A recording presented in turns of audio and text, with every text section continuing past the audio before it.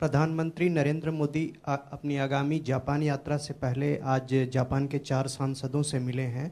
क्या इसमें civil nuclear deal पे भी बात हुई और जापान जिस नलिफिकेशन क्लाउज पे जोर दे रहा है उसकी क्या स्थिति है?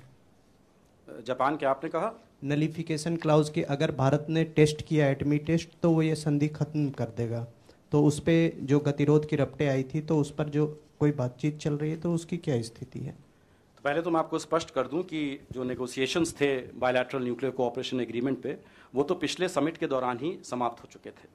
उसके बाद दोनों पक्ष हैं उन्होंने अपने जो आंतरिक प्रक्रियाएं थीं और लीगल और टेक्निकल स्क्रब जो होना था एग्री टेक्स्ट का वो भी हो चुका है, तो यहाँ पे तो वही बात समाप्त हो जाती है।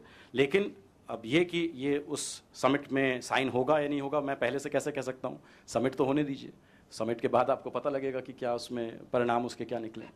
और आज जो है उस पर प्रधानमंत्री कार्यालय ने एक प्रेस विज्ञप्ति जारी कर दी है, आप उसको देख सकते हैं।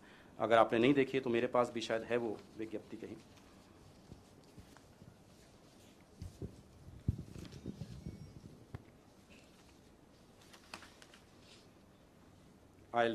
This is in English. A delegation of Japanese parliamentarians called on Prime Minister Shri Narendra Modi today. The delegation was led by Mr. Toshihiro Nikai and included Mr. Moto Hayashi and Mr. Tatsuya Hirano.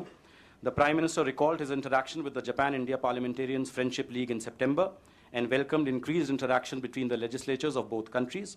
The Prime Minister also called for strengthening exchanges between state-level legislatures. The Prime Minister welcomed the initiative of Mr. Toshihiro Nikai to raise awareness about the threat posed by tsunamis and sought strengthening of bilateral cooperation in the field of disaster risk reduction and disaster management. The Prime Minister also said that he is looking forward to his visit to Japan next week. So that's the readout of the meeting that was held today.